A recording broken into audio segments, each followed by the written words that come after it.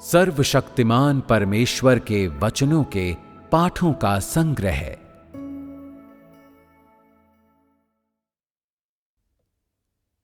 स्वयं परमेश्वर जो अद्वितीय है।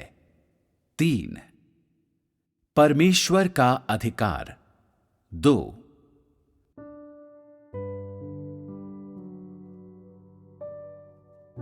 छठा मोड़, मृत्यु। इतनी हलचल, भागदौड़, इतनी कुंठाओं और निराशाओं के पश्चात, इतने सारे सुख दुख और उतार चढ़ावों के पश्चात, इतने सारे अविस्मरणीय वर्षों के पश्चात, बार बार ऋतुओं को परिवर्तित होते हुए देखने के पश्चात, व्यक्ति बिना ध्यान दिए ही जीवन के महत्वपूर्ण पड़ावों को पार कर जाता है और पलक झपकते ही वो स्वयं को अपने जीवन के ढलते हुए वर्षों में पाता है। समय के निशान उसके पूरे शरीर पर छपे होते हैं। अब वो सीधा खड़ा नहीं हो सकता है। उसके काले बाल सफेद हो चुके होते हैं। जो आंखें कभी चमकदार थीं, साफ देख सकती थी, वे आंखें धुंधली हो गई हैं और चिकनी तथा कोमल त्वचा पर झुर्रियां और धब्बे पड़ गए हैं। उसकी सुनने की शक्ति कमजोर हो गई है। उसके दांत ढीले होकर गिर गए हैं। उसकी प्रतिक्रियाएं धीमी हो गई हैं। वो तेज गति से नहीं चल पाता है। इस मोड़ पर उसने अपनी जवानी के जोशीले दिनों को अंतिम विदाई दे दी है और अपने जीवन की संध्या में प्रवेश कर लिया है, बुढ़ापा। अब वो मृत्यु का सामना करेगा, जो किसी मनुष्य के जीवन का अंतिम मोड़ है। 1 मनुष्य के जीवन और मृत्यु पर केवल सृजनकर्ता का ही सामर्थ्य है। यदि किसी व्यक्ति का जन्म उसके पिछले जीवन पर नियत था, तो उसकी मृत्यु उस नियति के अंत को चिन्हित करती है। यदि किसी का जन्म इस जीवन में उसके ध्येय की शुरुआत है, तो उसकी मृत्यु उसके उस ध्येय के अंत को चिन्हित करती है। चूंकि सृजनकर्ता ने किसी व्यक्ति के जन्म के लिए परिस्थितियों का एक निश्चित समुच्चय निर्धारित किया है, इसलिए स्पष्ट है कि उसने उसकी मृत्यु के लिए भी परिस्थितियों के एक निश्चित समुच्चय की व्यवस्था की है। दूसरे शब्दों में, कोई भी व्यक्ति संयोग से पैदा नहीं होता है।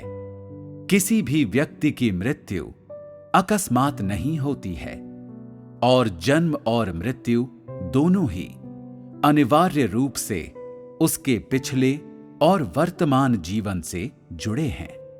किसी व्यक्ति की जन्म और मृत्यु की परिस्थितियां दोनों ही सृजनकर्ता द्वारा पूर्व निर्धारित की जाती हैं।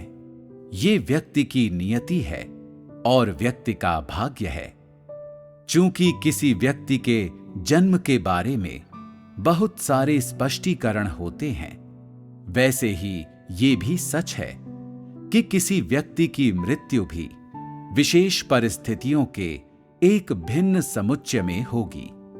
लोगों के अलग अलग जीवन काल और उनकी मृत्यु होने के अलग अलग तरीके और समय होने का यही कारण है। कुछ लोग ताकतवर और स्वस्थ होते हैं, फिर भी जल्दी मर जाते हैं। कुछ लोग कमजोर और बीमार होते हैं, फिर भी बूढ़े होने तक जीवित रहते हैं और बिना कोई कष्ट पाए मर जाते हैं। कुछ की मृत्यु अस्वाभाविक कारणों से होती है और कुछ की मृत्यु स्वाभाविक कारणों से होती है। कुछ का जीवन उनके घर से दूर समाप्त होता है। कुछ अपने प्रियजनों के साथ उनके सानिध्य में आखिरी सांस लेते हैं। कुछ आसमान में मरते हैं, कुछ धरती के नीचे, कुछ पानी के अंदर डूब जाते हैं, कुछ आपदाओं में अपनी जान गंवा देते हैं। कुछ सुबह मरते हैं, कुछ रात्रि में। हर कोई एक शानदार जन्म, एक बहुत बढ़िया जिंदगी और एक गौरवशाली मृत्यु की कामना करता है, परंतु कोई भी व्यक्ति अपनी नियति से परे नहीं जा सकता है। कोई भी सृजनकर्ता की संप्रभुता से बचकर नहीं निकल सकता है। ये मनुष्य का भाग्य है। मनुष्य अपने भविष्य के लिए अनगिनत योजनाएं बना सकता है, परंतु कोई भी अपने जन्म के तरीके और समय की और संसार से अपने प्रस्थान की योजना नहीं बना सकता है। यद्यपि लोग मृत्यु को टालने और उसको रोकने की भरसक कोशिश करते हैं, फिर भी उनके जाने बिना मृत्यु चुपचाप पास आ जाती है। कोई नहीं जानता कि वो कब मरेगा या वो कैसे मरेगा, और ये तो बिल्कुल भी नहीं जानता कि वो कहां मरेगा। स्पष्ट रूप से न तो मानव जाति के पास जीवन और मृत्यु की सामर्थ्य है, न ही प्राकृतिक संसार में किसी प्राणी के पास। केवल अद्वितीय अधिकार वाले सृजनकर्ता के पास ही ये सामर्थ्य है। मनुष्य का जीवन और उसकी मृत्यु प्राकृतिक संसार के किन्हीं नियमों का परिणाम नहीं है, बल्कि सृजनकर्ता के अधिकार की संप्रभुता का परिणाम है। 2. जो सृजनकर्ता की संप्रभुता को नहीं जानता है, वो मृत्यु के भय से त्रस्त रहेगा। वृद्धावस्था में पहुंचने के बाद व्यक्ति परिवार का भरण पोषण करने या जीवन में अपनी उच्च महत्वाकांक्षाओं को पूरा न कर पाने की चुनौती का सामना नहीं करता है, बल्कि उसके सामने चुनौती होती है कि वो किस प्रकार अपने जीवन को अलविदा कहे, किस प्रकार अपने जीवन के अंत का सामना करे, किस प्रकार अपने जीवन की सजा को खत्म करने के लिए विराम लगाए। हालांकि ऊपरी तौर पर ऐसा प्रतीत होता है कि लोग मृत्यु पर कम ही ध्यान देते हैं, फिर भी कोई इस विषय के बारे में जानने से बच नहीं सकता, क्योंकि किसी को भी नहीं पता कि मृत्यु के पार कोई और संसार है भी या नहीं। एक ऐसा संसार जिसके बारे में मनुष्य सोच नहीं सकता या जिसका एहसास नहीं कर सकता। एक ऐसा संसार जिसके बारे में कोई कुछ भी नहीं जानता है। इसी कारण आमने सामने मृत्यु का सामना करने से लोग डरते हैं। वे इसका उस तरह से सामना करने से डरते हैं जैसा उनको करना चाहिए, बल्कि वे इस विषय को टालने की भरसक कोशिश करते हैं, और इसलिए ये प्रत्येक व्यक्ति में मृत्यु का भय भर देता है और जीवन के इस अनिवार्य सच पर रहस्य का पर्दा डालते हुए प्रत्येक व्यक्ति के हृदय पर लगातार बने रहने वाली छाया डाल देता है। जब किसी व्यक्ति को लगता है कि उसके शरीर का क्षय हो रहा है, जब उसे आभास होता है कि वो मृत्यु के करीब पहुंच रहा है, तो उसे एक अस्पष्ट खौफ, एक अवर्णनीय भय जकड़ लेता है। मृत्यु के भय से वो और भी अधिक अकेला और असहाय महसूस करने लगता है, और इस मोड़ पर वो स्वयं से पूछता है, मनुष्य कहां से आया था? मनुष्य कहां जा रहा है? क्या मनुष्य जब मरता है तो उसका पूरा जीवन तेजी से उसके सामने से गुजर जाता है? क्या यही वो समय है जो मनुष्य के जीवन के अंत को चिह्नित करता है? अंत में जीवन का क्या अर्थ है? आखिरकार जीवन का मूल्य क्या है? क्या ये प्रसिद्धि और सौभाग्य पाना है? क्या ये परिवार को बढ़ाना है?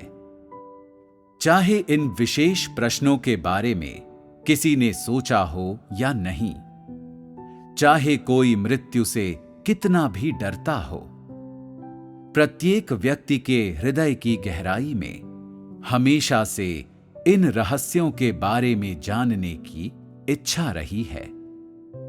जीवन को न समझ पाने का एहसास रहा है और इनके साथ संसार के बारे में भावुकता, उसे छोड़कर जाने की अनिच्छा समाहित होती है। कदाचित कोई भी स्पष्ट रूप से नहीं कह सकता कि वो क्या है जिससे मनुष्य भयभीत होता है।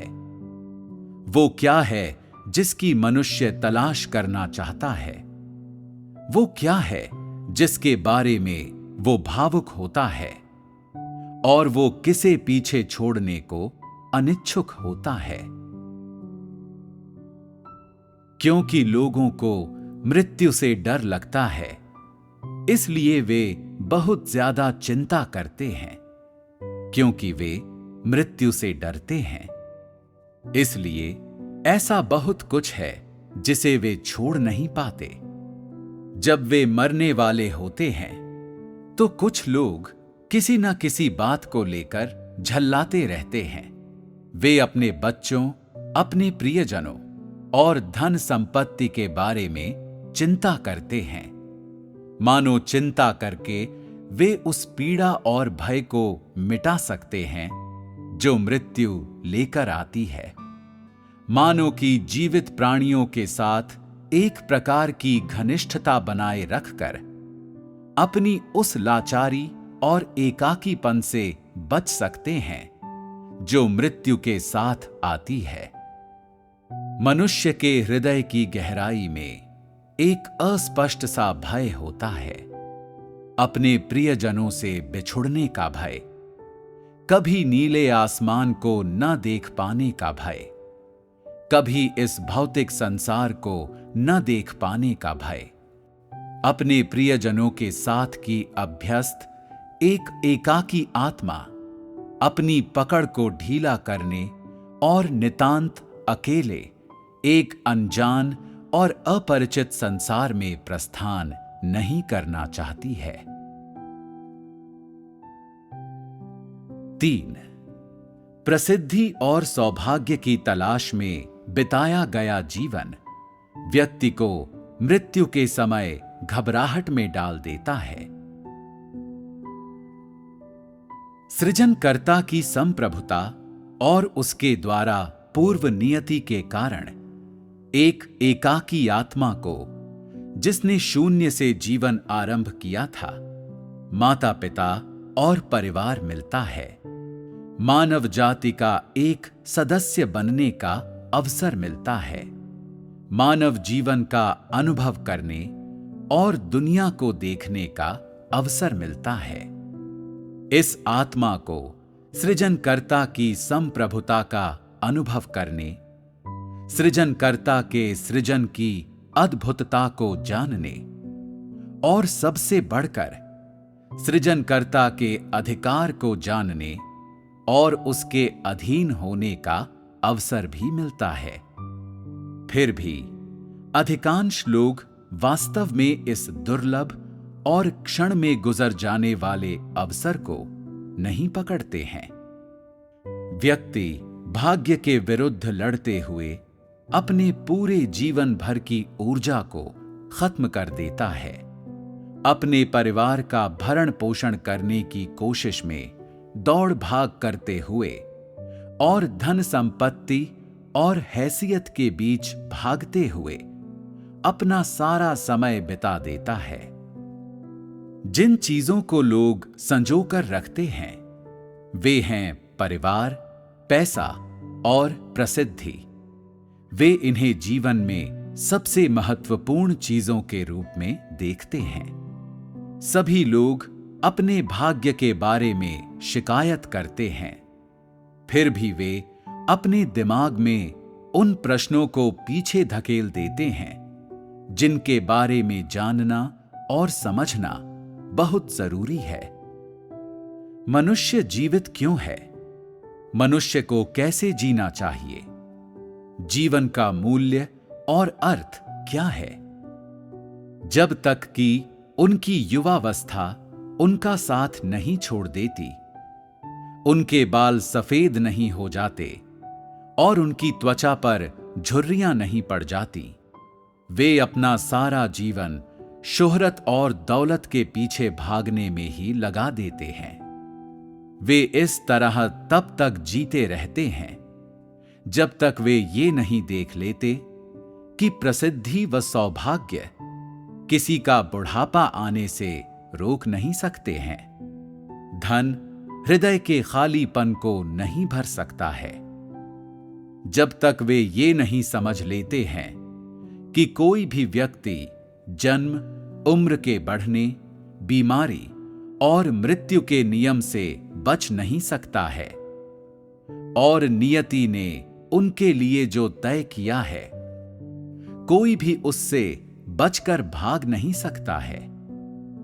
केवल जब उन्हें जीवन के अंतिम मोड़ का सामना करने को बाध्य होना पड़ता है, तभी सही मायने में उन्हें समझ आता है कि चाहे किसी के पास करोड़ों रुपयों की संपत्ति हो, उसके पास विशाल संपदा हो, भले ही उसे विशेषाधिकार प्राप्त हो और वो ऊंचे पद पर हो, फिर भी वो मृत्यु से नहीं बच सकता है और उसे अपनी मूल स्थिति में वापस लौटना ही पड़ेगा। एक एकाकी आत्मा जिसके पास अपना कुछ भी नहीं है। जब लोगों के पास माता पिता होते हैं तो उन्हें लगता है कि उनके माता पिता ही सब कुछ हैं। जब लोगों के पास संपत्ति होती है तो वे सोचते हैं कि पैसा ही उनका मुख्य आधार है। यही वो साधन है जिसके द्वारा जीवन जिया जा सकता है। जब लोगों के पास हैसियत होती है तो वे उससे कसकर चिपके रहते हैं और उसकी खातिर अपने जीवन को जोखिम में डाल देते हैं। केवल जब लोग इस संसार को छोड़कर जाने वाले होते हैं, तभी वे एहसास करते हैं कि जिन चीजों का पीछा करते हुए उन्होंने अपने जीवन को बिताया है, वे पल भर में गायब हो जाने वाले बादलों के अलावा कुछ नहीं हैं। उनमें से किसी को भी वे थामे नहीं रह सकते हैं। उनमें से किसी को भी वे अपने साथ नहीं ले जा सकते हैं। उनमें से कोई भी उन्हें मृत्यु से छुटकारा नहीं दिला सकता है। उनमें से कोई भी उस एकाकी आत्मा का उसकी वापसी यात्रा में साथ या उसे सांत्वना नहीं दे सकता है। और यही नहीं, उनमें से कोई भी चीज किसी व्यक्ति को बचा नहीं सकती है और मृत्यु को हराने में मदद नहीं कर सकती है। प्रसिद्धि और सौभाग्य जिन्हें कोई व्यक्ति इस भौतिक संसार में अर्जित करता है, उसे अस्थायी संतुष्टि, थोड़े समय का आनंद, सुख सुविधाओं का एक झूठा एहसास प्रदान करते हैं और इस प्रक्रिया में उसे उसके मार्ग से भटका देते हैं। और इसलिए लोग जब सुकून, आराम और हृदय की शांति की लालसा करते हुए मानवता के इस विशाल समुद्र में छटपटाते हैं, एक के बाद एक आती लहरें उन्हें निगल जाती हैं। जब लोगों को अब भी ऐसे प्रश्नों के जवाब ढूंढने हैं जो बहुत महत्वपूर्ण हैं, जैसे वे कहां से आए हैं, वे जीवित क्यों हैं, वे कहां जा रहे हैं इत्यादि, तभी प्रसिद्धि और सौभाग्य उन्हें बहका देते हैं। वे उनके द्वारा गुमराह और नियंत्रित हो जाते हैं और हमेशा के लिए खो जाते हैं। समय पंख लगाए उड़ जाता है, पलक झपकते ही अनेक वर्ष बीत जाते हैं। इससे पहले कि एक व्यक्ति को एहसास हो, वो अपने जीवन के उत्तम वर्षों को अलविदा कह चुका होता है। जब किसी व्यक्ति के संसार से जाने का समय आ जाता है, तो धीरे धीरे उसे इस बात का एहसास होता है कि संसार की हर चीज दूर हो रही है। वो अब उन चीजों को थामे नहीं रह सकता है जो मूल रूप से उसकी थीं। केवल तभी वो सही मायनों में ये महसूस करता है कि वो एक रोते हुए शिशु की तरह है जो अभी अभी संसार में आया है, जिसके पास अपना कहने को कुछ नहीं है। इस मोड़ पर व्यक्ति इस बात पर विचार करने के लिए बाध्य हो जाता है कि उसने जीवन में क्या किया है, जीवित रहने का क्या मोल है, इसका अर्थ क्या है, वो इस संसार में क्यों आया है। और इस मोड़ पर वो और भी अधिक जानना चाहता है कि वास्तव में कोई अगला जन्म है भी या नहीं, वास्तव में स्वर्ग है भी या नहीं, वास्तव में कठोर दंड मिलता भी है या नहीं। व्यक्ति जितना मृत्यु के नजदीक पहुंचने लगता है, वो उतना ही अधिक ये समझना चाहता है कि वास्तव में जीवन किस बारे में है। व्यक्ति जितना मृत्यु के नजदीक पहुंचने लगता है, उसे उतना ही अधिक अपना हृदय खाली महसूस होने लगता है। व्यक्ति जितना मृत्यु के नजदीक पहुंचने लगता है, वो उतना ही अधिक असहाय महसूस करने लगता है। और इस प्रकार मृत्यु के बारे में उसका भय दिन प्रतिदिन बढ़ता जाता है। जब मनुष्य मृत्यु के नजदीक पहुंचता है, तो उसके अंदर इस तरह की भावनाएं प्रदर्शित होने के दो कारण होते हैं।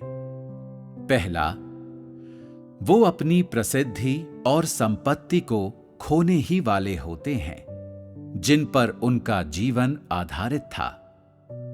वो हर चीज जो वे इस संसार में देखते हैं, उसे पीछे छोड़ने वाले होते हैं। और दूसरा, वे नितांत अकेले एक अनजान संसार का सामना करने वाले होते हैं, एक रहस्यमयी अज्ञात दुनिया का सामना करने वाले होते हैं, जहां वे कदम रखने से भी डरते हैं, जहां उनका कोई प्रियजन नहीं होता है और सहारे का किसी प्रकार का साधन नहीं होता है। इन दो कारणों की वजह से मृत्यु का सामना करने वाला हर एक व्यक्ति बेचैनी महसूस करता है, अत्यंत घबराहट और लाचारी के एहसास का अनुभव करता है।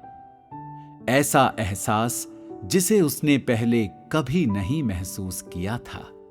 जब लोग वास्तव में इस मोड़ पर पहुंचते हैं, केवल तभी उन्हें समझ आता है कि जब कोई इस पृथ्वी पर कदम रखता है, तो सबसे पहली बात जो उसे अवश्य समझनी चाहिए वो है कि मानव कहां से आता है, लोग जीवित क्यों हैं, कौन मनुष्य के भाग्य का निर्धारण करता है, कौन मानव का भरण पोषण करता है और किसके पास उसके अस्तित्व के ऊपर संप्रभुता है। ये ज्ञान ही वो सच्चा माध्यम है जिसके द्वारा कोई जीवन जीता है।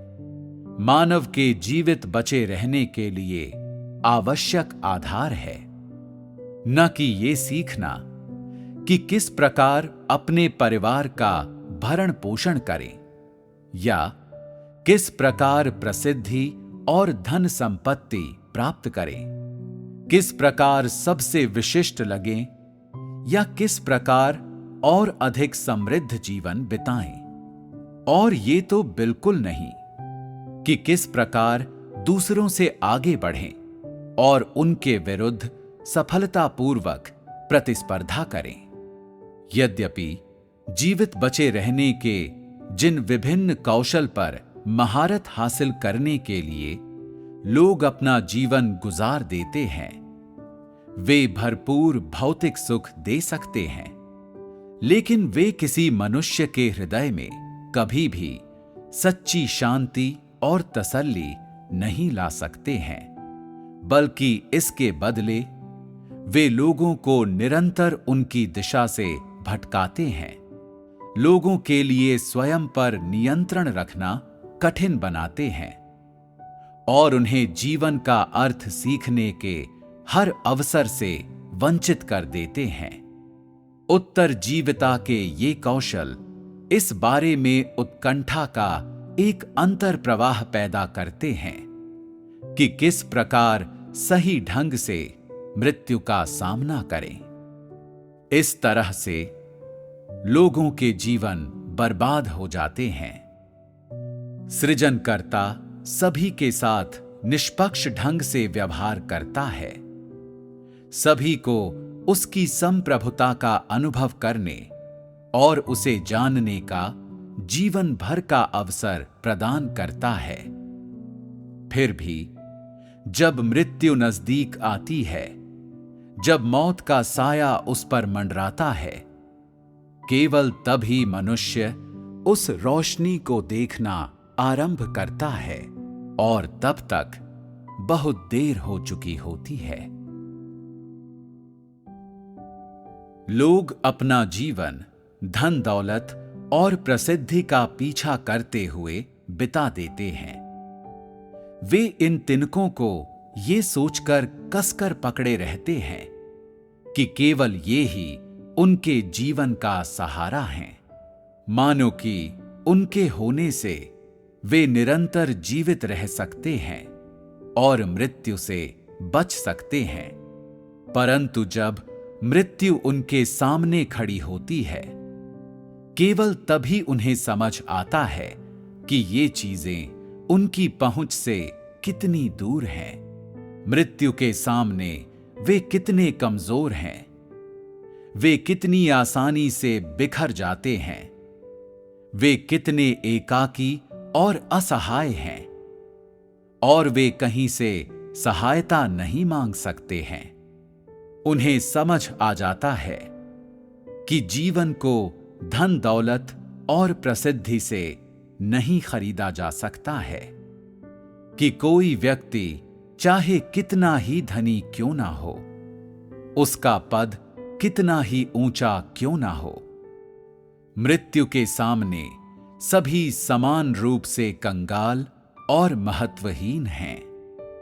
उन्हें समझ आ जाता है कि धन दौलत से जीवन नहीं खरीदा जा सकता है, प्रसिद्धि मृत्यु को नहीं मिटा सकती है। ना तो धन दौलत और ना ही प्रसिद्धि किसी व्यक्ति के जीवन को 1 मिनट या 1 पल के लिए भी बढ़ा सकती है। लोग जितना अधिक इस प्रकार महसूस करते हैं, उतनी ही अधिक उनकी जीवित रहने की लालसा बढ़ जाती है। लोग जितना अधिक इस प्रकार महसूस करते हैं, उतना ही अधिक वे मृत्यु के पास आने से भयभीत होते हैं। केवल इसी मोड़ पर उन्हें वास्तव में समझ में आता है कि उनका जीवन उनका नहीं है और उनके नियंत्रण में नहीं है, और किसी का इस पर वश नहीं है कि वो जीवित रहेगा या मर जाएगा। ये सब उसके नियंत्रण से बाहर है। 4. सृजनकर्ता के प्रभुत्व के अधीन आओ और शांति से मृत्यु का सामना करो।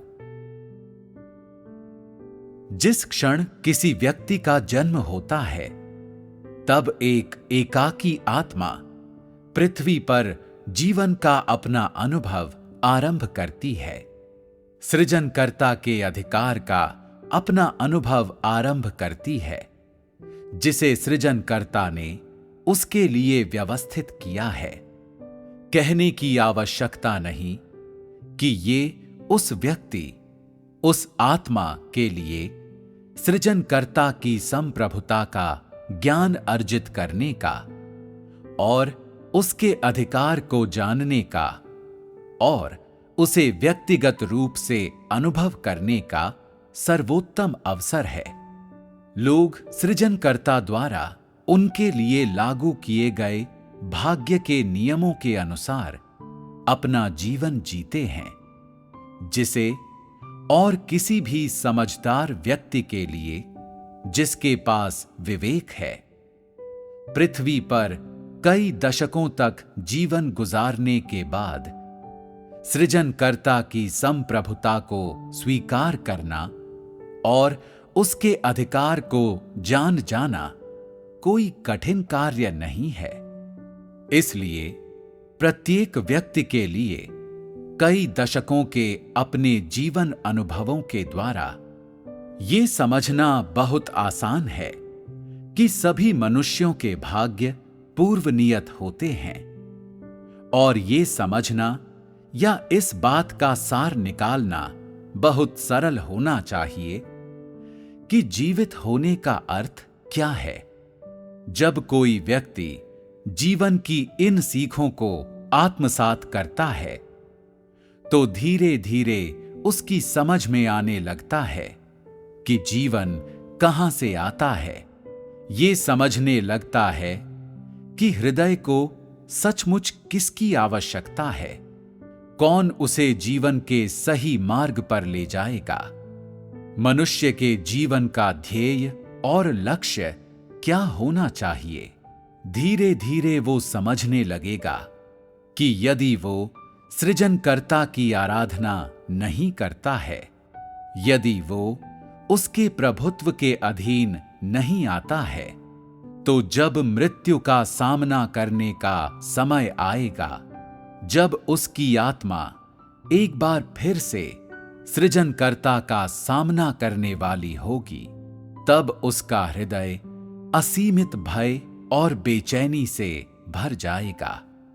यदि कोई व्यक्ति इस संसार में कई दशकों तक जीवित रहा है और फिर भी नहीं जान पाया है कि मानव जीवन कहां से आता है, न ही ये समझ पाया है कि किसकी हथेली में मनुष्य का भाग्य निहित है, तो इसमें कोई आश्चर्य नहीं कि वो शांति से मृत्यु का सामना नहीं कर पाएगा। जिस व्यक्ति ने जीवन के कई दशकों का अनुभव करने के बाद सृजनकर्ता की संप्रभुता का ज्ञान प्राप्त कर लिया है, वो ऐसा व्यक्ति है जिसके पास जीवन के अर्थ और मूल्य की सही समझ है। ऐसे व्यक्ति के पास सृजनकर्ता की संप्रभुता के वास्तविक अनुभव और समझ के साथ जीवन के उद्देश्य का गहन ज्ञान है, और उससे भी बढ़कर वो सृजनकर्ता के अधिकार के समक्ष समर्पण कर सकता है। ऐसा व्यक्ति परमेश्वर के द्वारा मानव जाति के सृजन का अर्थ समझता है। वो समझता है कि मनुष्य को सृजनकर्ता की आराधना करनी चाहिए, कि जो कुछ भी मनुष्य के पास है वो सृजनकर्ता से आता है, और वो निकट भविष्य में ही किसी दिन उसके पास लौट जाएगा। ऐसा व्यक्ति समझता है कि सृजनकर्ता मनुष्य के जन्म की व्यवस्था करता है और मनुष्य की मृत्यु पर उसकी संप्रभुता है, और जीवन व मृत्यु दोनों सृजनकर्ता के अधिकार द्वारा पूर्व नियत हैं। इसलिए जब कोई व्यक्ति वास्तव में इन बातों को समझ लेता है, तो वो शांति से मृत्यु का सामना करने, अपनी सारी सांसारिक संपत्तियों को शांतिपूर्वक छोड़ने और जो होने वाला है उसे खुशी से स्वीकार व समर्पण करने और सृजनकर्ता द्वारा व्यवस्थित जीवन के अंतिम मोड़ का स्वागत करने में सक्षम होगा, न कि आंखें मूंद कर उससे डरेगा और संघर्ष करेगा। यदि कोई जीवन को सृजनकर्ता की संप्रभुता का अनुभव करने के एक अवसर के रूप में देखता है और उसके अधिकार को जानने लगता है, यदि कोई अपने जीवन को सृजित किए गए प्राणी के रूप में अपने कर्तव्य को निभाने और अपने ध्येय को पूरा करने के एक दुर्लभ अवसर के रूप में देखता है, तो जीवन के बारे में उसके पास निश्चित ही सही दृष्टिकोण होगा और वो ऐसा जीवन बिताएगा जिसमें सृजनकर्ता का आशीष और मार्गदर्शन होगा। वो निश्चित रूप से सृजनकर्ता की रोशनी में चलेगा। वो निश्चित रूप से सृजनकर्ता की संप्रभुता को जानेगा। वो निश्चित रूप से उसके प्रभुत्व में आएगा और निश्चित रूप से उसके अद्भुत कर्मों और उसके अधिकार का गवाह बनेगा। कहने की आवश्यकता नहीं कि निश्चित रूप से ऐसा व्यक्ति सृजनकर्ता के द्वारा प्रेम पाएगा और स्वीकार किया जाएगा, और केवल ऐसा व्यक्ति ही मृत्यु के प्रति एक शांत दृष्टिकोण रख सकता है और जीवन के अंतिम मोड़ का स्वागत प्रसन्नतापूर्वक कर सकता है। एक ऐसा व्यक्ति जो स्पष्ट रूप से मृत्यु के प्रति इस प्रकार का दृष्टिकोण रखता था, वो अय्यूब था। अय्यूब जीवन के अंतिम मोड़ को प्रसन्नता से स्वीकार करने की स्थिति में था और अपनी जीवन यात्रा को एक सहज अंत तक पहुंचाने के बाद, जीवन में अपने ध्येय को पूरा करने के बाद, वो सृजनकर्ता के पास लौट गया। 5. अय्यूब के जीवन के लक्ष्य और उसके द्वारा हासिल की गई वस्तुएं उसे शांतिपूर्वक मृत्यु का सामना करने देती हैं। धर्म ग्रंथ में अय्यूब के बारे में लिखा गया है कि अंत में अय्यूब वृद्धावस्था में दीर्घायु होकर मर गया। इसका अर्थ है कि जब अय्यूब की मृत्यु हुई तो उसे कोई पछतावा नहीं था और उसने कोई पीड़ा महसूस नहीं की, बल्कि स्वाभाविक रूप से इस संसार से चला गया। जैसे कि हर किसी को पता है, अय्यूब ऐसा मनुष्य था जो अपने जीवन में परमेश्वर का भय मानता था और बुराई से दूर रहता था। परमेश्वर ने उसके धार्मिकता के कार्यों की सराहना की थी। लोगों ने उन्हें स्मरण रखा और कहा जा सकता है कि उसका जीवन किसी भी अन्य इंसान से बढ़कर मूल्यवान और महत्वपूर्ण था। अय्यूब ने परमेश्वर के आशीषों का आनंद लिया और परमेश्वर के द्वारा उसे पृथ्वी पर धार्मिक कहा गया था और परमेश्वर ने उसकी परीक्षा ली और शैतान ने भी प्रलोभन दिया। वो परमेश्वर का गवाह बना और उसके द्वारा वो धार्मिक पुरुष कहलाने के योग्य था। परमेश्वर के द्वारा परीक्षा लिए जाने के बाद कई दशकों तक उसने ऐसा जीवन बिताया जो पहले से कहीं अधिक महत्वपूर्ण, अर्थपूर्ण, स्थिर और शांतिपूर्ण था। उसके धार्मिक कर्मों की वजह से परमेश्वर ने उसकी परीक्षा ली। उसके धार्मिक कर्मों की वजह से ही परमेश्वर उसके सामने प्रकट हुआ और सीधे उससे बात की। इसलिए उसकी परीक्षा लिए जाने के बाद के वर्षों के दौरान अय्यूब ने अधिक यथार्थपूर्ण ढंग से जीवन के मूल्यों को समझा और उनको सराहा।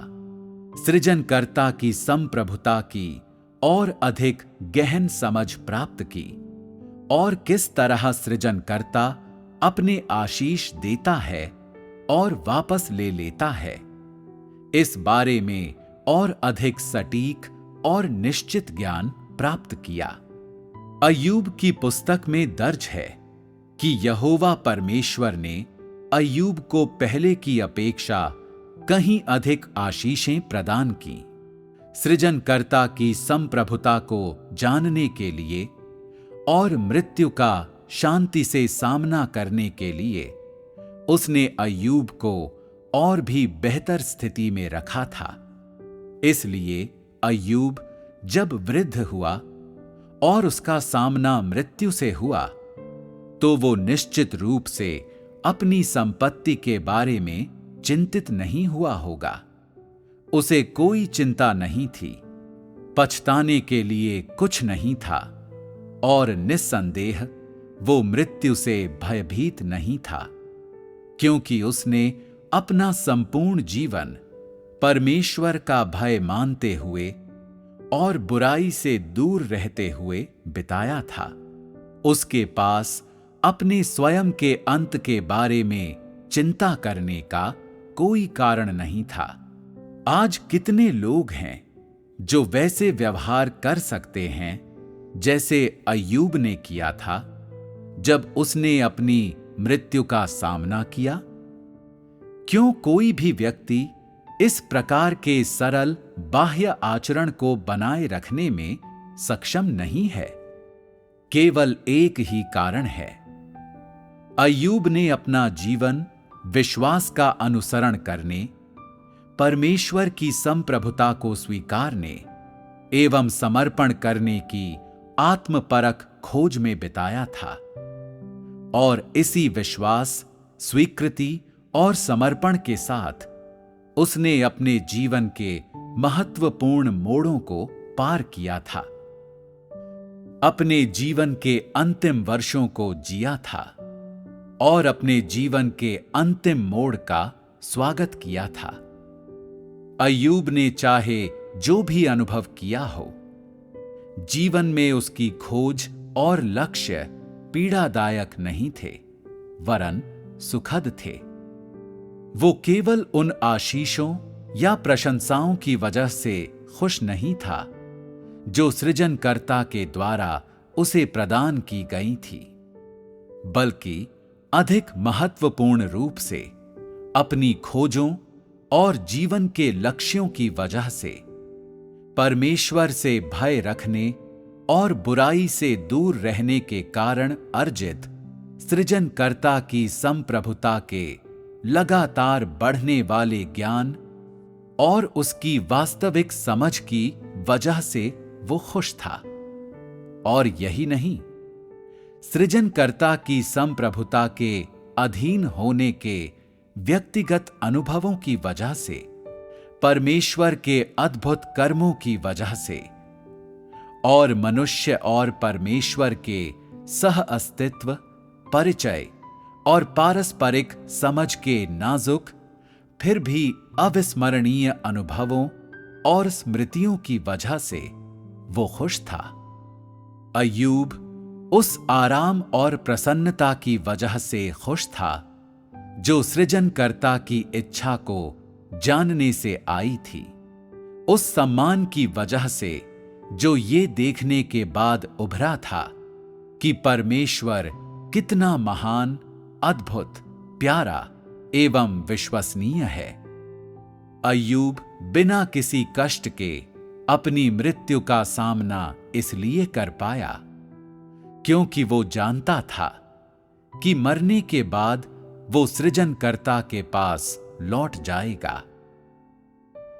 जीवन में उसके लक्ष्यों और जो उसने हासिल किया था, उनकी वजह से ही सृजनकर्ता द्वारा उसके जीवन को वापस लेने के समय वो शांति से मृत्यु का सामना कर पाया। और इतना ही नहीं, शुद्ध और चिंता मुक्त होकर वो सृजनकर्ता के सामने खड़ा हो पाया था। क्या आजकल लोग उस प्रकार की प्रसन्नता को प्राप्त कर सकते हैं जो अय्यूब के पास थी? क्या तुम लोगों के पास वैसी परिस्थितियां हैं जो ऐसा करने के लिए आवश्यक हैं? चूंकि लोग आजकल ऐसा करने की स्थिति में हैं, तो वे अय्यूब के समान खुशी से जीवन बिताने में असमर्थ क्यों हैं?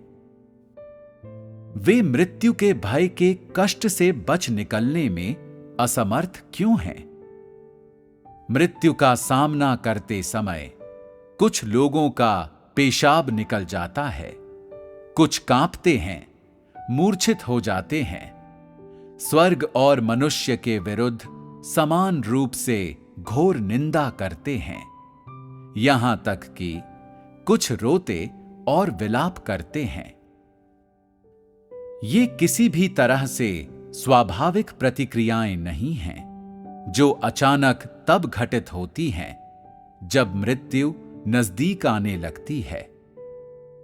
लोग मुख्यतः ऐसे शर्मनाक तरीकों से इसलिए व्यवहार करते हैं क्योंकि भीतर ही भीतर अपने हृदय की गहराई में वे मृत्यु से डरते हैं, क्योंकि उन्हें परमेश्वर की संप्रभुता और उसकी व्यवस्थाओं के बारे में स्पष्ट ज्ञान और समझ नहीं है, और सही मायने में वे उनके प्रति समर्पण तो बिल्कुल नहीं करते हैं।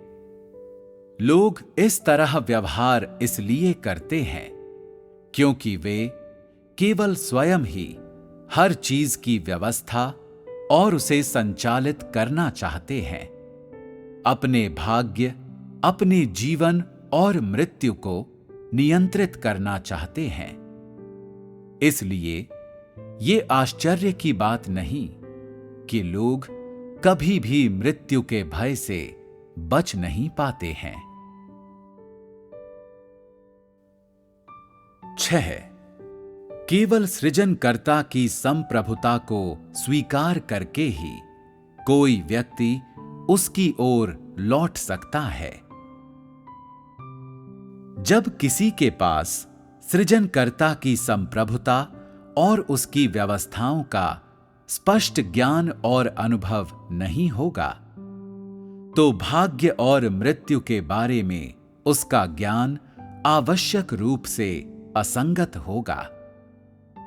लोग स्पष्ट रूप से नहीं देख सकते हैं कि हर चीज परमेश्वर के हाथ में है। वे ये नहीं समझ सकते कि हर चीज परमेश्वर के नियंत्रण और संप्रभुता के अधीन है। ये नहीं समझ सकते हैं कि मनुष्य ऐसी संप्रभुता को फेंक नहीं सकता है या उससे बच नहीं सकता है।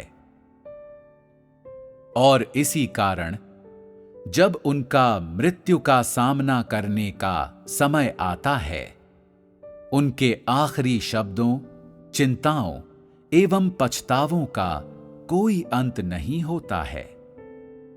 वे अत्यधिक बोझ, अत्यधिक अनिच्छा, अत्यधिक भ्रम से दबे होते हैं। इसी वजह से वे मृत्यु से डरते हैं, क्योंकि कोई भी व्यक्ति जिसने इस संसार में जन्म लिया है, उसका जन्म आवश्यक है और उसकी मृत्यु अनिवार्य है। जो कुछ घटित होता है उससे परे कोई नहीं जा सकता है। यदि कोई इस संसार से बिना किसी पीड़ा के जाना चाहता है, यदि कोई जीवन के इस अंतिम मोड़ का बिना किसी अनिच्छा या चिंता के सामना करना चाहता है, तो इसका एक ही रास्ता है कि वो कोई पछतावा न रखे और बिना किसी पछतावे के संसार से जाने का एकमात्र मार्ग है सृजनकर्ता की संप्रभुता को जानना, उसके अधिकार को जानना और उनके प्रति समर्पण करना।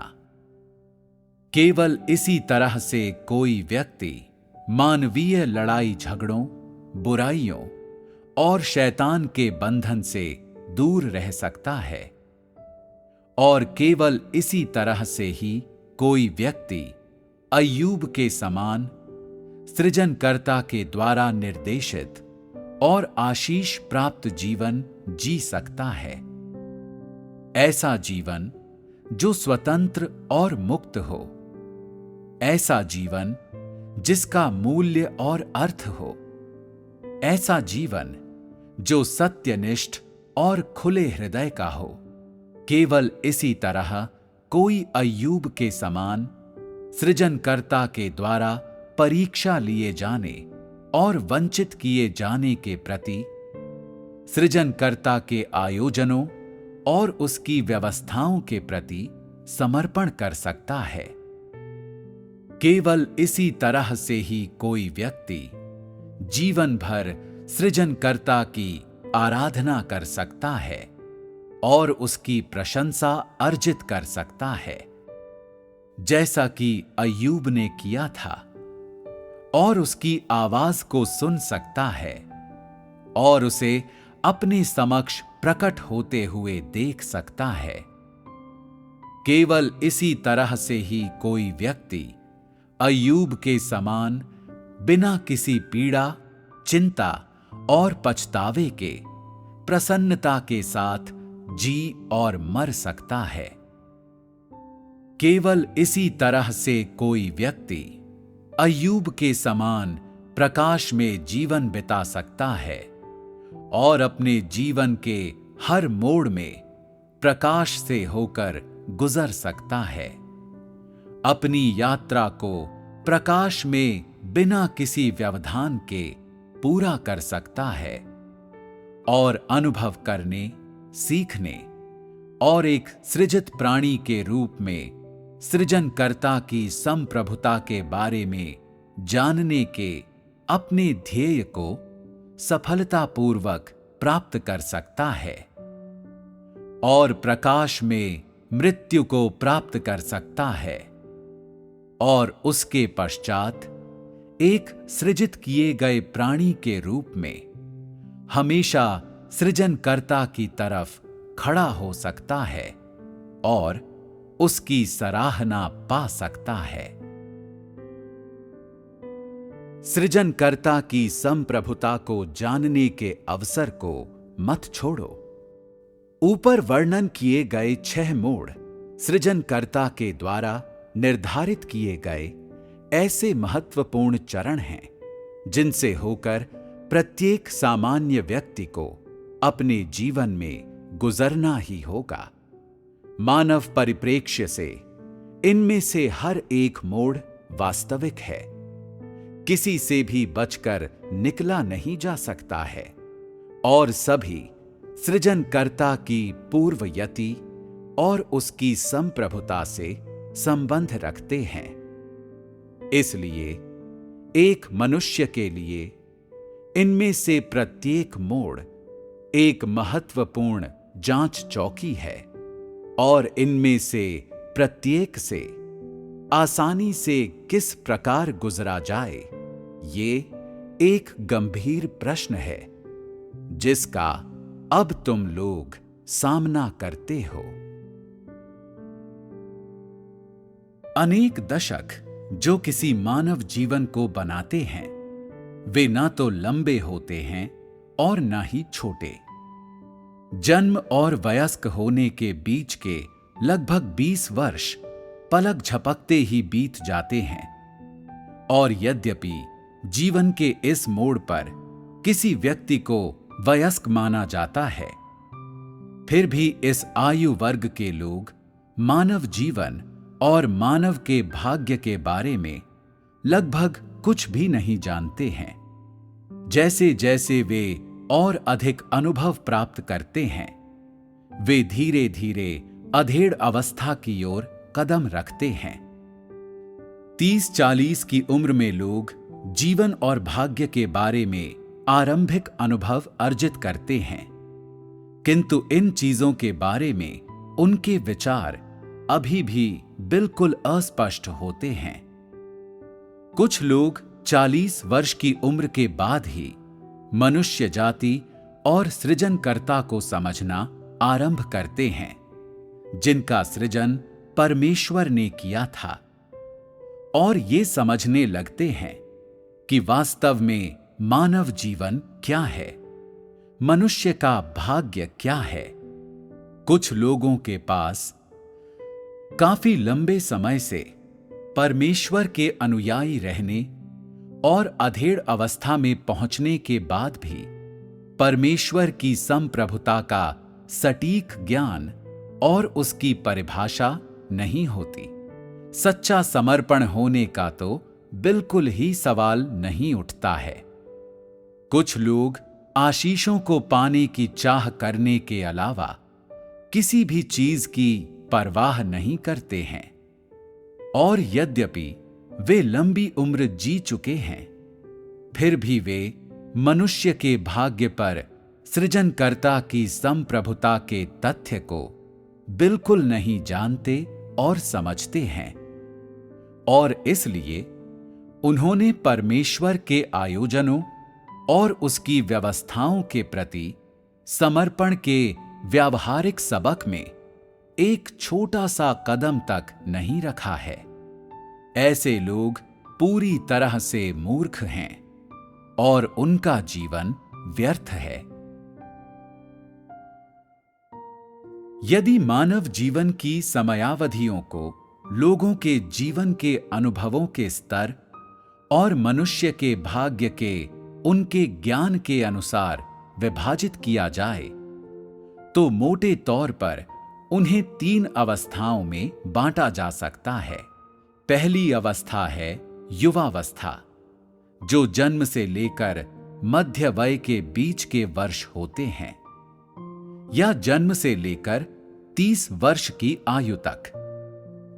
दूसरी अवस्था है परिपक्वता, जो मध्य वय से लेकर वृद्धावस्था तक होती है, या 30 से लेकर 60 वर्ष की आयु तक। और तीसरी अवस्था है किसी व्यक्ति की परिपक्व अवधि, जो वृद्धावस्था से शुरू होती है, 60 वर्ष से शुरू होकर उसके इस संसार से जाने तक रहती है। दूसरे शब्दों में, जन्म से लेकर मध्य वय तक भाग्य और जीवन के बारे में अधिकतर लोगों का ज्ञान दूसरों के विचारों की नकल करते रहने तक सीमित होता है, और इसमें लगभग कोई वास्तविक व्यावहारिक सार नहीं होता है। इस अवधि के दौरान जीवन के प्रति उसका दृष्टिकोण और किस प्रकार वो इस संसार में अपना रास्ता बनाते हुए आगे बढ़ता है, बहुत ही सतही और सरल होता है।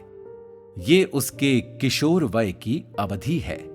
जीवन के सभी आनंद और दुखों का स्वाद चखने के बाद ही उसे भाग्य के बारे में वास्तविक समझ प्राप्त होती है, और वो अवचेतन रूप से अपने हृदय की गहराई में धीरे धीरे भाग्य की अपरिवर्तनीयता की सराहना करने लगता है, और धीरे धीरे उसे एहसास होता है कि मनुष्य के भाग्य पर सृजनकर्ता की संप्रभुता वास्तव में मौजूद है। ये किसी व्यक्ति की परिपक्वता की अवधि है, जब वो भाग्य के विरुद्ध संघर्ष करना समाप्त कर देता है, और जब वो संघर्षों में अब और पड़ने को इच्छुक नहीं होता है, और इसके बजाय जीवन में अपने भाग्य को जानता है, स्वर्ग की इच्छा के प्रति समर्पण करता है, अपनी उपलब्धियों और जीवन में हुई गलतियों का सार निकालता है और अपने जीवन में सृजनकर्ता के न्याय का इंतजार करता है, तब वो परिपक्वता की अवधि में प्रवेश करता है। इन 3 अवस्थाओं के दौरान लोगों के द्वारा अर्जित विभिन्न प्रकार के अनुभवों और उपलब्धियों पर विचार करते हुए सामान्य परिस्थितियों में एक व्यक्ति के लिए सृजनकर्ता की संप्रभुता को जानने की अवधि बहुत बड़ी नहीं होती है। यदि कोई व्यक्ति 60 वर्ष की आयु तक जीवित रहता है तो उसके पास परमेश्वर की संप्रभुता को जानने के लिए केवल लगभग 30 वर्ष का समय ही है। यदि वो और अधिक लंबी समयावधि चाहता है तो ऐसा तभी संभव है जब वो काफी लंबे समय तक जीवित रहे, जब वो 100 वर्ष तक जीवित रह सके। इसलिए मैं कहता हूं, मानव अस्तित्व के सामान्य नियमों के अनुसार किसी व्यक्ति द्वारा पहली बार सृजनकर्ता की संप्रभुता को जानने के विषय का सामना करने से लेकर उस समय तक जब वो सृजनकर्ता की संप्रभुता के तथ्य को पहचानने में समर्थ हो जाता है और वहां से लेकर उस बिंदु तक जब वो उसके प्रति समर्पण करने में समर्थ हो जाता है, यद्यपि ये पूरी प्रक्रिया बहुत ही लंबी है, परंतु यदि वास्तव में कोई उन वर्षों को गिने तो वे 30 या 40 से अधिक नहीं होंगे जिनके दौरान उसके पास इन प्रतिफलों को प्राप्त करने का अवसर होता है। और प्रायः लोग आशीषों को पाने के लिए अपनी इच्छाओं और अपनी महत्वाकांक्षाओं के कारण अपना विवेक खो देते हैं। इसलिए वे नहीं पहचान सकते हैं कि मानव जीवन का सार कहां है, परमेश्वर की संप्रभुता को जानने के महत्व को नहीं समझते हैं। ऐसे लोग मानव जीवन और सृजनकर्ता की संप्रभुता का अनुभव करने के लिए मानव संसार में प्रवेश करने का ये मूल्यवान अवसर संजोकर नहीं रख पाते हैं और वे ये समझ नहीं पाते हैं कि एक सृजित किए गए प्राणी के लिए सृजनकर्ता का व्यक्तिगत मार्गदर्शन प्राप्त करना कितना बहुमूल्य है। इसलिए मैं कहता हूं कि जो लोग चाहते हैं कि परमेश्वर का कार्य जल्दी से समाप्त हो जाए, जो इच्छा करते हैं कि जितनी जल्दी हो सके परमेश्वर मनुष्य के अंत की व्यवस्था करे ताकि वे तुरंत ही उसके वास्तविक व्यक्तित्व को निहार सकें और जितनी जल्दी हो सके आशीषें प्राप्त कर सकें, वे निकृष्टतम प्रकार की अवज्ञा के दोषी हैं और वे अत्यधिक मूर्ख हैं। इस दौरान जो लोग बुद्धिमान हैं, जिनके पास अत्यंत बौद्धिक तीक्ष्णता है, वे ऐसे लोग हैं जो अपने सीमित समय के दौरान सृजनकर्ता की संप्रभुता को जानने के इस अनोखे अवसर को समझने की इच्छा रखते हैं। ये 2 अलग अलग इच्छाएं 2 अत्यंत भिन्न दृष्टिकोणों और खोजों को उजागर करती हैं।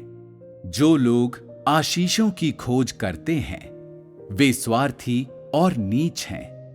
वे परमेश्वर की इच्छा के बारे में नहीं सोचते हैं, कभी परमेश्वर की संप्रभुता को जानने की खोज नहीं करते हैं, कभी उसके प्रति समर्पण करने की इच्छा नहीं करते हैं, बल्कि जैसा उनको अच्छा लगता है बस वैसा ही जीवन बिताना चाहते हैं। वे आनंदित रहने वाले भ्रष्ट लोग हैं। वे ऐसी श्रेणी के लोग हैं जिन्हें नष्ट किया जाएगा। जो लोग परमेश्वर को जानने की खोज करने का प्रयास करते हैं, वे अपनी इच्छाओं की उपेक्षा करने में समर्थ हैं।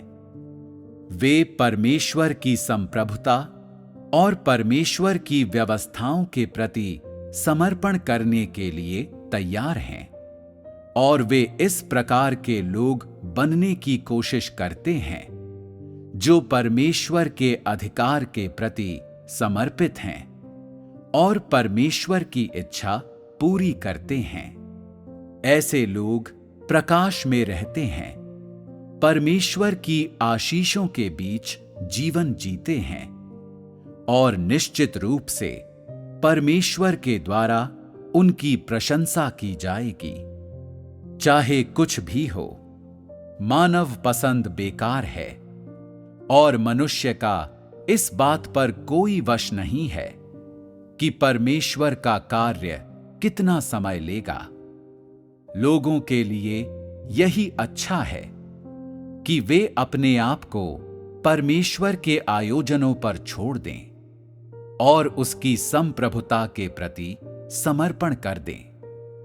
यदि तुम अपने आप को उसके आयोजनों पर नहीं छोड़ते हो, तो तुम क्या कर सकते हो? क्या परमेश्वर को इसकी वजह से कोई नुकसान उठाना पड़ेगा?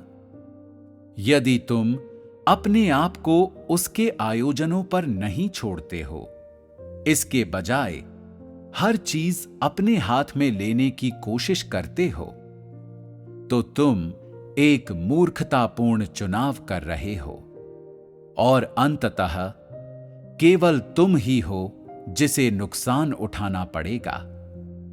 यदि लोग यथाशीघ्र परमेश्वर के साथ सहयोग करेंगे, यदि वे उसके आयोजनों को स्वीकार करने में, उसके अधिकार को जानने में और वो सब जो उसने उनके लिए किया है उसे समझने में शीघ्रता करेंगे, केवल तभी उनके पास आशा होगी।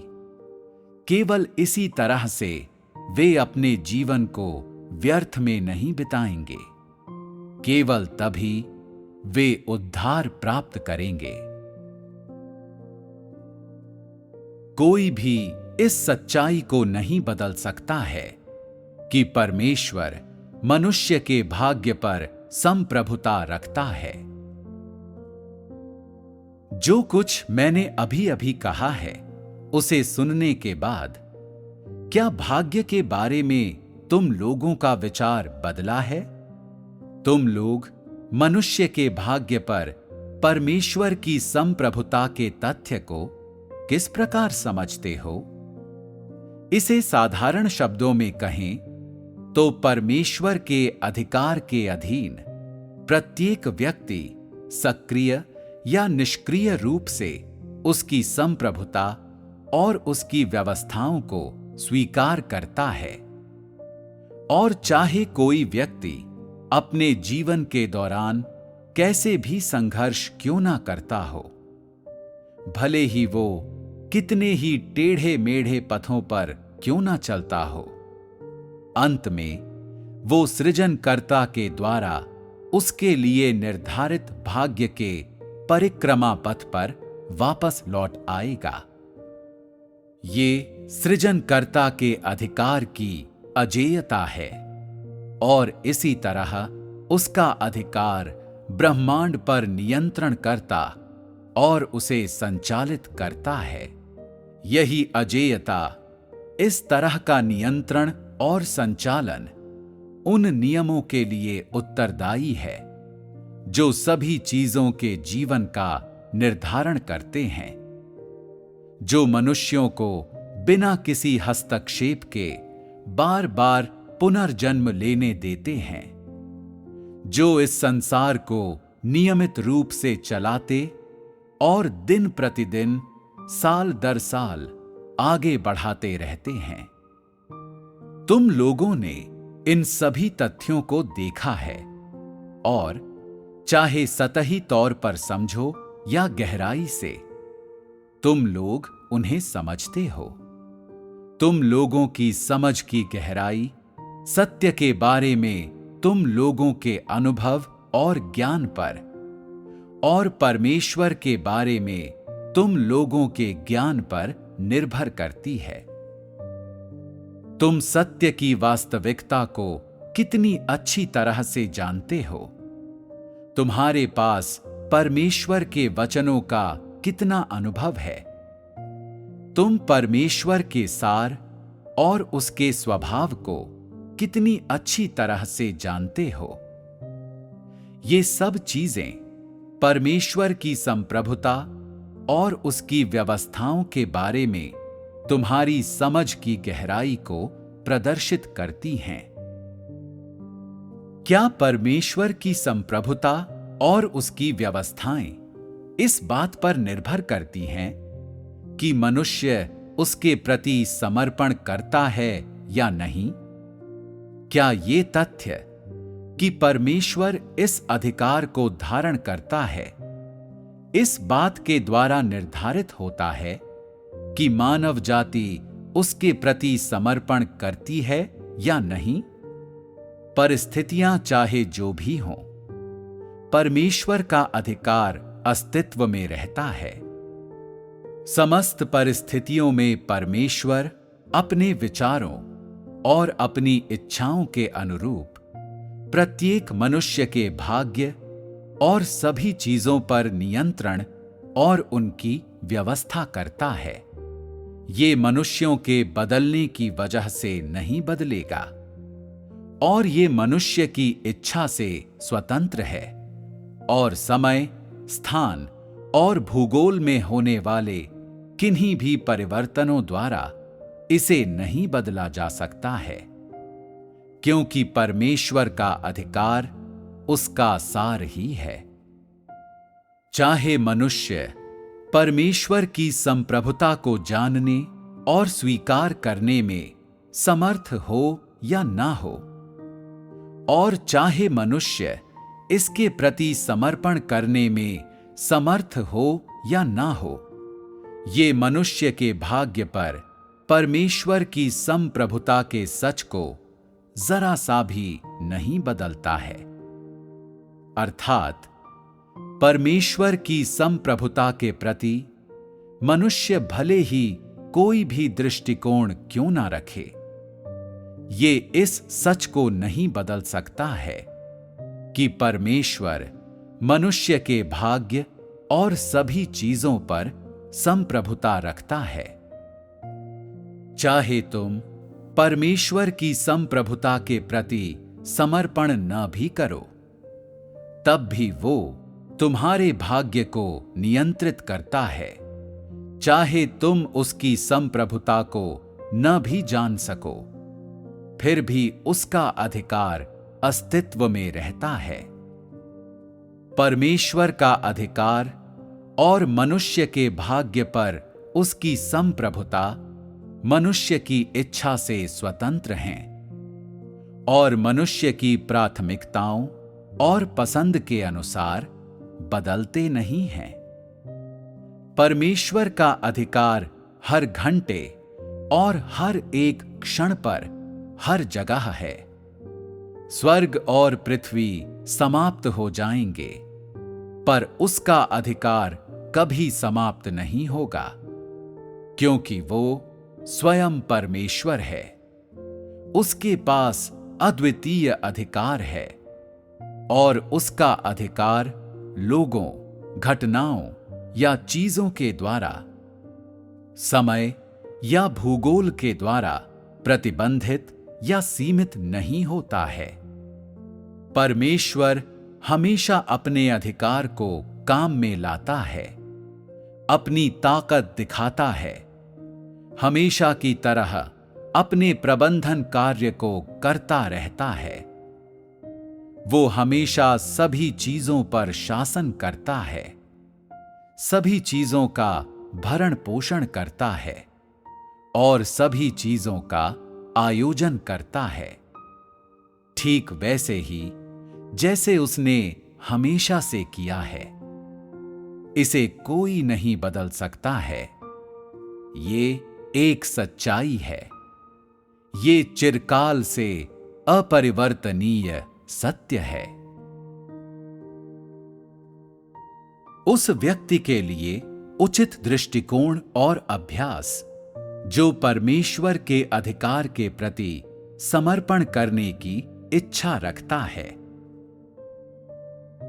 किस दृष्टिकोण के साथ अब मनुष्य को परमेश्वर के अधिकार और मनुष्य के भाग्य पर परमेश्वर की संप्रभुता के तथ्य को जानना और मानना चाहिए, ये एक वास्तविक समस्या है जो हर व्यक्ति के सामने खड़ी है।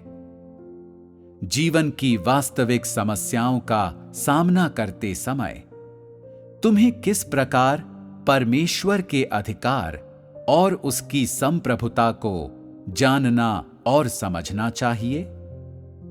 जब तुम्हारे सामने ये समस्याएं आती हैं और तुम्हें पता नहीं होता कि किस प्रकार इन समस्याओं को समझें, संभालें और अनुभव करें, तो तुम्हें समर्पण करने की नीयत, समर्पण करने की तुम्हारी इच्छा और परमेश्वर की संप्रभुता और उसकी व्यवस्थाओं के प्रति समर्पण करने की तुम्हारी सच्चाई को दर्शाने के लिए तुम्हें किस प्रकार का दृष्टिकोण अपनाना चाहिए? पहले तुम्हें प्रतीक्षा करना सीखना होगा, फिर तुम्हें खोजना सीखना होगा, फिर तुम्हें समर्पण करना सीखना होगा।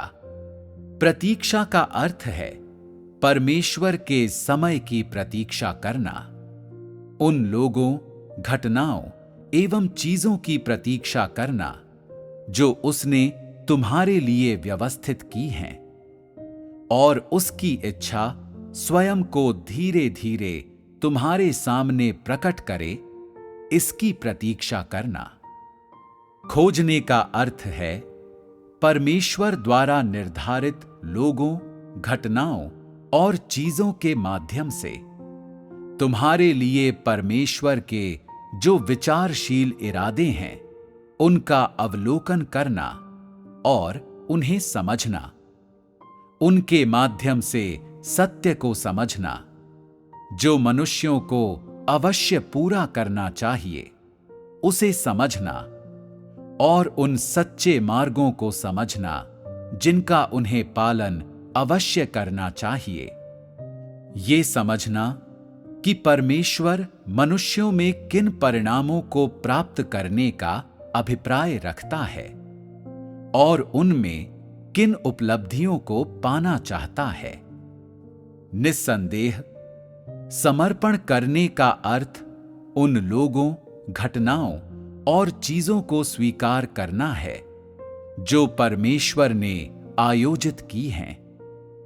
उसकी संप्रभुता को स्वीकार करना और उसके माध्यम से ये जान लेना है कि किस प्रकार सृजनकर्ता मनुष्य के भाग्य पर नियंत्रण करता है, वो किस प्रकार अपना जीवन मनुष्य को प्रदान करता है, वो किस प्रकार मनुष्यों के भीतर सत्य गढ़ता है।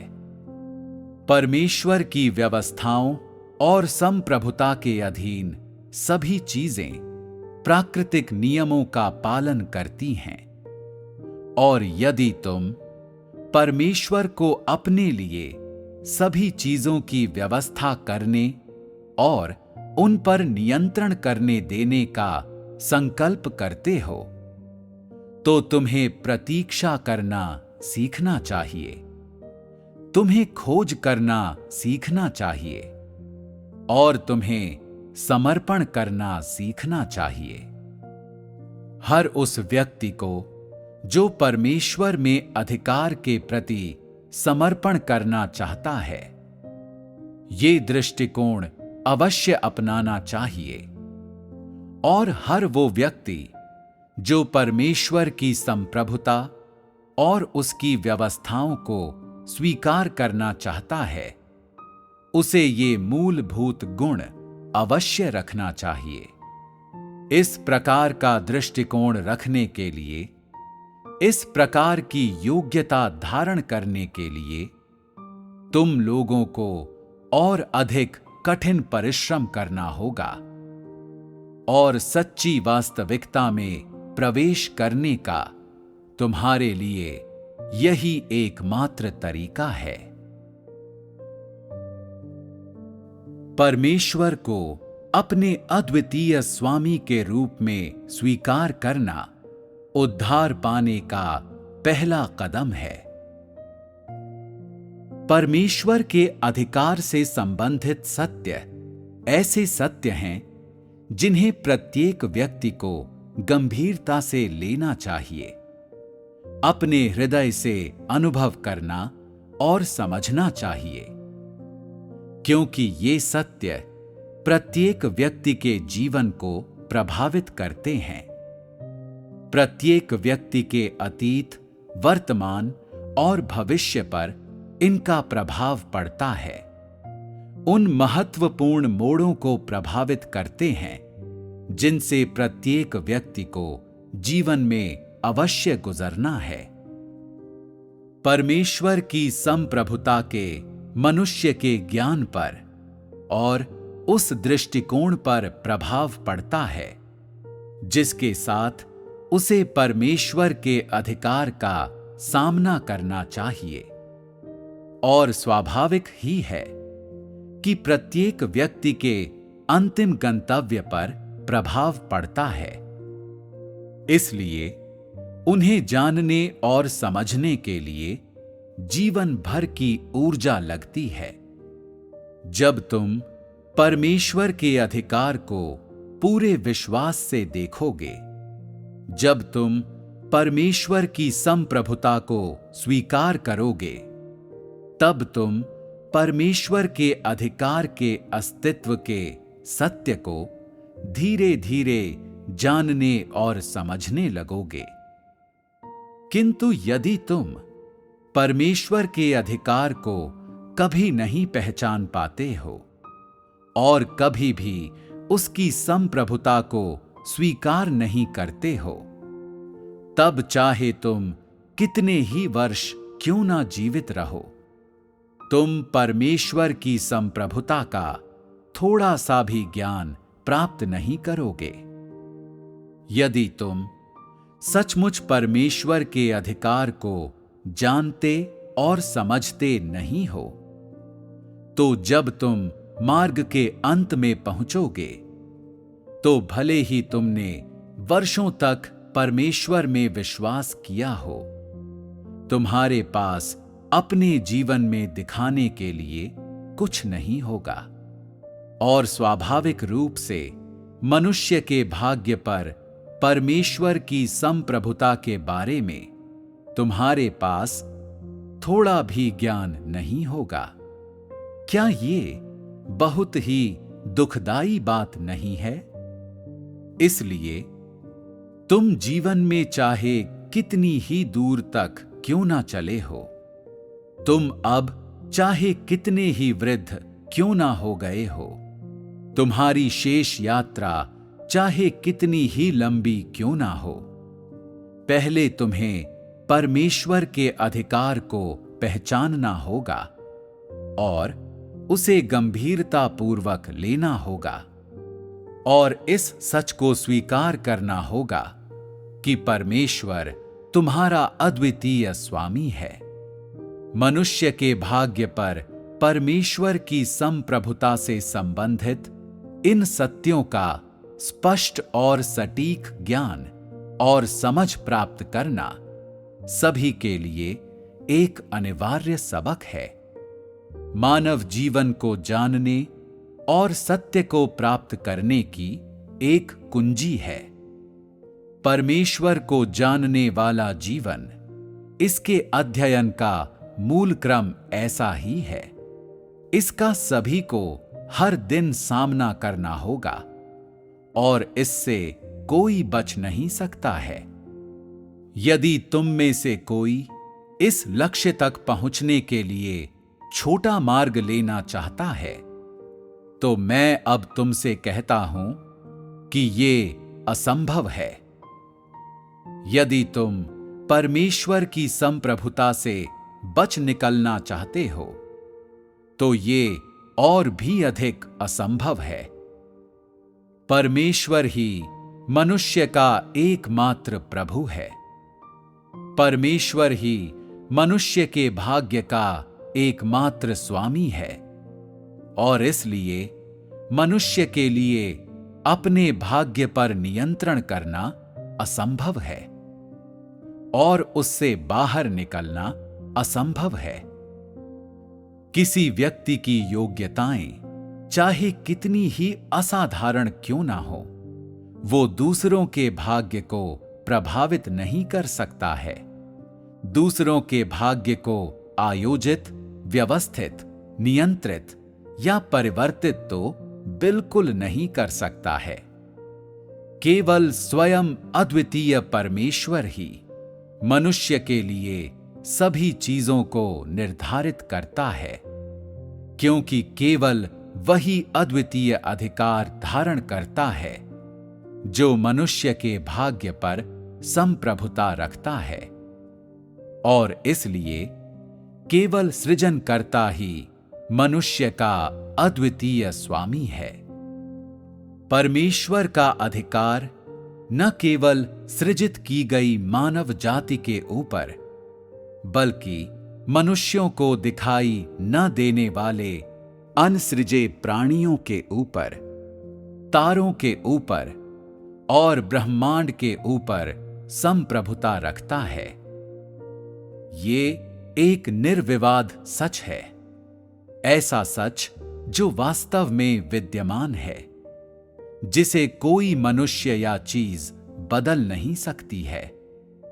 ये मानते हुए कि तुम्हारे पास कुछ विशेष कौशल या योग्यता है और अभी भी ये सोचते हुए कि आकस्मिक भाग्योदय से तुम अपनी वर्तमान परिस्थितियों को बदल सकते हो या उनसे बच निकल सकते हो।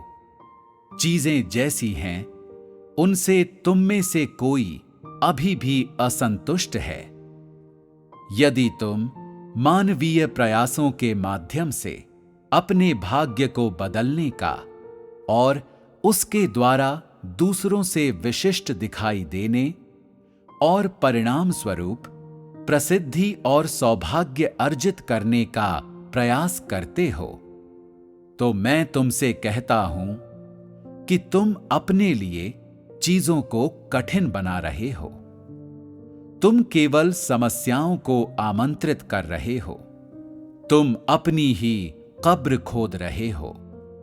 देर सवेर एक दिन तुम ये जान जाओगे कि तुमने गलत चुनाव किया है और तुम्हारे प्रयास व्यर्थ हो गए हैं। तुम्हारी महत्वाकांक्षाएं, भाग्य के विरुद्ध लड़ने की तुम्हारी इच्छाएं और तुम्हारा स्वयं का बेहद खराब आचरण तुम्हें ऐसे मार्ग में ले जाएगा जहां से कोई वापसी नहीं है और इसके लिए तुम्हें एक भारी कीमत चुकानी पड़ेगी। हालांकि इस समय तुम्हें परिणाम की गंभीरता दिखाई नहीं देती, किंतु जैसे जैसे तुम और भी अधिक गहराई से उस सत्य का अनुभव और सराहना करोगे कि परमेश्वर मनुष्य के भाग्य का स्वामी है, तो जिसके बारे में आज मैं बात कर रहा हूं, उसके बारे में और उसके वास्तविक निहितार्थों को तुम धीरे धीरे समझने लगोगे। तुम्हारे पास सचमुच में हृदय और आत्मा है या नहीं? तुम सत्य से प्रेम करने वाले व्यक्ति हो या नहीं? ये इस बात पर निर्भर करता है कि तुम परमेश्वर की संप्रभुता के प्रति और सत्य के प्रति किस प्रकार का दृष्टिकोण अपनाते हो। स्वाभाविक रूप से ये निर्धारित करता है कि तुम वास्तव में परमेश्वर के अधिकार को जान और समझ सकते हो या नहीं। यदि तुमने अपने जीवन में परमेश्वर की संप्रभुता और उसकी व्यवस्थाओं को कभी भी महसूस नहीं किया है और परमेश्वर के अधिकार को तो बिल्कुल नहीं पहचानते और स्वीकार करते हो, तो उस मार्ग के कारण जिसे तुमने अपनाया है और अपने चुनावों के कारण तुम बिल्कुल बेकार हो जाओगे और बिना किसी संशय के परमेश्वर की घृणा और तिरस्कार के पात्र बन जाओगे।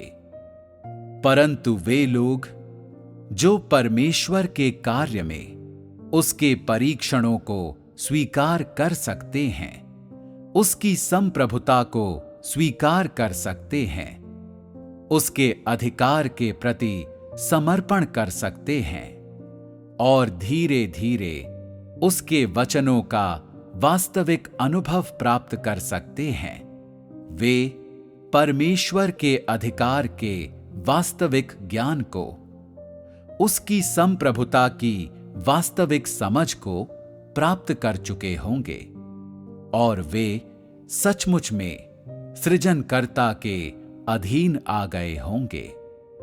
केवल ऐसे लोगों को ही सचमुच में बचाया गया होगा, क्योंकि उन्होंने परमेश्वर की संप्रभुता को जान लिया है, क्योंकि उन्होंने इसे स्वीकार लिया है। इसलिए मनुष्य के भाग्य पर परमेश्वर की संप्रभुता के तथ्य की उनकी समझ और उसके प्रति उनका समर्पण वास्तविक और परिशुद्ध है। जब वे मृत्यु का सामना करेंगे तो अय्यूब के समान उनका मन भी मृत्यु के द्वारा विचलित नहीं होगा और बिना किसी व्यक्तिगत पसंद के, बिना किसी व्यक्तिगत इच्छा के, सभी चीजों में परमेश्वर के आयोजनों और उसकी व्यवस्थाओं के प्रति समर्पण करने में समर्थ होंगे। केवल ऐसा व्यक्ति ही एक सृजित किए गए सच्चे मनुष्य के रूप में सृजनकर्ता की तरफ लौटने में समर्थ होगा।